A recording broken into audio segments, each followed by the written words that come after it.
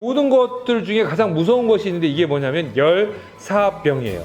이 열사병에 걸리게 되면 실제로 사망률이 굉장히 높아질 수가 있습니다. 이 냉방병은 아까 온열질환하고 달리 폐렴들이 유발될 수가 있기 때문에 굉장히 심각한 균으로 사실은 구분이 되어 있습니다. 그러면 이런 질환이 생겼을 때 우리가 어떻게 해야 할 것이냐?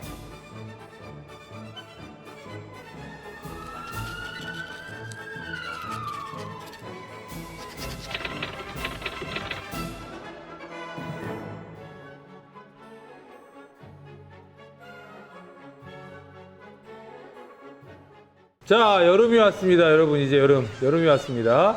이제 더위가 왔으니까 이 온열 질환에 대한 엄청난 이제 대비들이 이루어져야 될 때가 온 것 같습니다. 자, 우리가 온열 질환을 이야기하면 한 4가지 정도를 이야기합니다. 먼저 일사병. 우리가 뭐 햇빛에 많이 노출되다 보면은 이 햇빛 밑에서 뭐 작업을 하시다가 갑자기 뭐 여러 가지 두통이나 어지럼증 호소하시는 분들이 계시죠. 이런 경우를 우리가 일반적으로 일사병이라고 이야기하고, 이것 때문에 우리가 좀 약간 탈수에 빠져가지고 좀 힘이 빠지면서 쓰러지신 분들이 있어요. 이런 경우를 뭐라고 하냐면 우리가 열탈진 이렇게 이야기한단 말이에요. 이거는 기본적인 탈수가 또 원인이 되는 경우가 있습니다.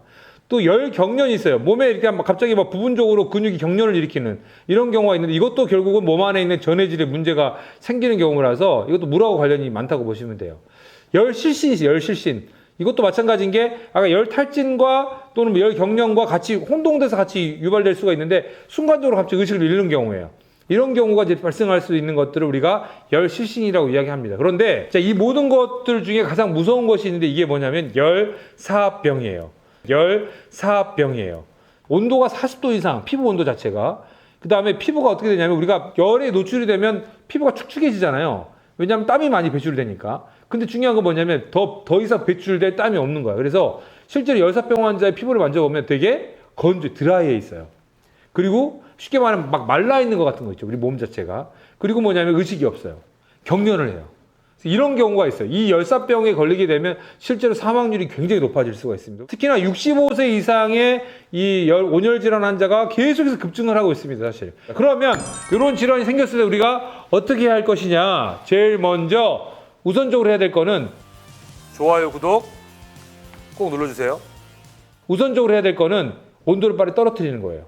온도를 빨리 떨어뜨리는 거예요. 열사병이든 열경련이든 열실신이든 일사병이든 환자를 어떻게 될 것 같으세요? 빨리 서늘한 곳으로 옮겨야 돼. 빨리 서늘한 곳으로 옮겨야 돼. 119는 일단 빨리 부르셔야 될 거고, 서늘한 곳으로 옮기시고, 또는 옮기실 곳이 없으면 어떻게 해야 돼요? 그늘이라도 쳐야 돼, 위에다가.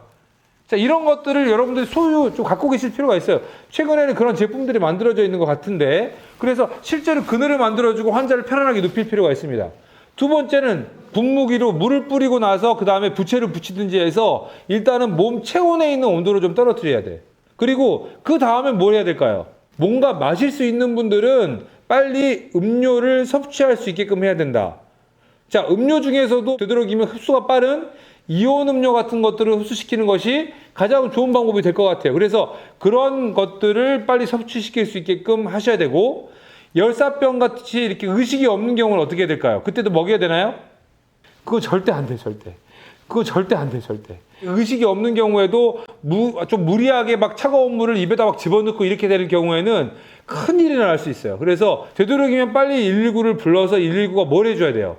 정맥을 잡아서 시원한 수액을 빨리 보충을 시켜야지 유일하게 일단은 내부 온도를 떨어뜨릴 수 있는 방법이 되는 거예요.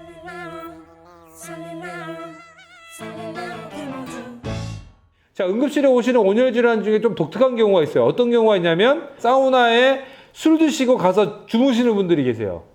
이런 분들은 정말 몸 자체가 완전히 열사병에 준하는 증상으로 그대로 응급실에 오시는 분들이 계시기 때문에 제발 사우나 가실 때 술 드시지 마시고, 또 내가 심혈관계 질환이 있다거나 또는 뇌출혈이 동반된 경우에는 실제로 거기에서 혼자 가셨을 때 아무도 발견을 못하는 경우가 생겨요. 그래서 연세가 많으신 분들은 제발 사우나 가실 때도 혼자 가지 마시고 동반해서 가시는 것도 도움이 될 것 같습니다. 그리고 또 한 가지는 아이들이 너무 야외에서 특히 뙤약볕에서 운동을 열심히 너무 많이 하게끔 하지 마시고 체육 지도자나 이런 분들도 이 시간을 좀 정해놓고 이런 어떤 경기를 할 수 있게끔 유지하실 필요가 있겠고 중간중간 충분한 수분을 섭취할 수 있게끔 하시고 또 뭐예요? 응급 키트를 준비하셔가지고 햇볕을 차단시키고 그 다음에 표면의 온도를 떨어뜨리고 또 내부에 수분을 보충할 수 있는 요 세 가지의 삼박자를 이룰 수 있는 키트를 미리 좀 챙겨가시는 것들이 이 온열 질환을 예방하는 가장 좋은 팁이 될 수 있을 것 같습니다.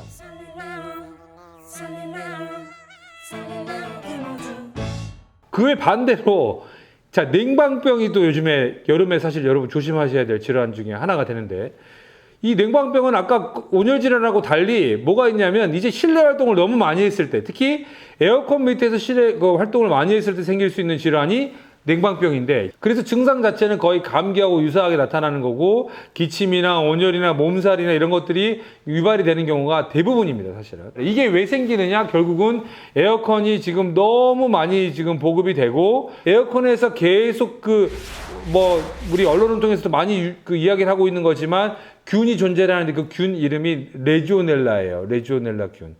이 레지오넬라 균으로 인한 폐렴들이 유발될 수가 있기 때문에 노인분들이 연세가 많으신 분들은 에어컨 밑에서 너무 장시간 오래 있을 경우에 폐렴을 앓으실 수가 있다. 그래서 이게 사실은 신경계에도 영향을 주는 균이다 보니까 사실상 뇌 자체에도 문제를 일으킬 수가 있어서 굉장히 심각한 균으로 사실은 구분이 되어 있습니다. 또 사실은 더위에 여러분들이 노출되기 싫어서 너무 냉방 있는 곳에서만 생활하시다 보니까 몸이 그거를 견디지를 못하는 경우예요. 그래서 이 질환을 어떻게 우리가 예방할 수 있는지도 좀 아셔야 되는데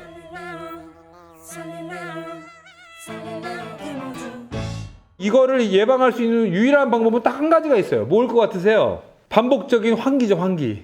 이 환기를 시키지 않고 계속해서 실내 온도를 유지시키게 되면 여러분들이 상당히 이런 냉방병이 노출될 가능성이 높아진다는 거. 그런데 대부분의 분들은 이 차가워지게 만든 이 전력이 아까워서 환기를 못 시키는 분들이 계세요.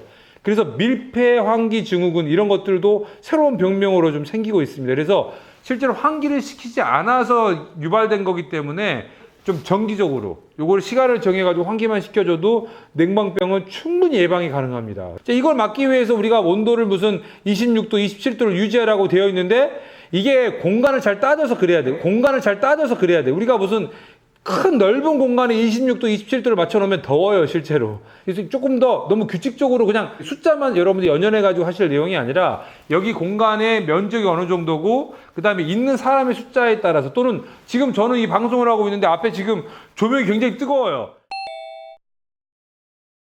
그래서 아이들과 노인들이 있는 시설이나 가정에서는 이렇게 정기적으로 환기와 또는 시원한 곳으로의 어떤 휴식 이런 것들을 반드시 병행을 해 주실 것을 여러분들 꼭 명심하시기 바랍니다. 자, 좋아요, 구독 꼭. 아마 보시면서 그거 뭐 다 아는 거 아니야 이렇게 생각하시는데 다 알매도 불구하고 병원의 응급실은 지금 환자로 넘쳐납니다. 이것만 좀 여러분들이 좀 주의하신다고 한다면 못 또 걸린다라는 그 감기 이제 여러분 안 걸리실 수 있기 때문에 멋지고 아름다운 여름이 되실 거라고 생각합니다.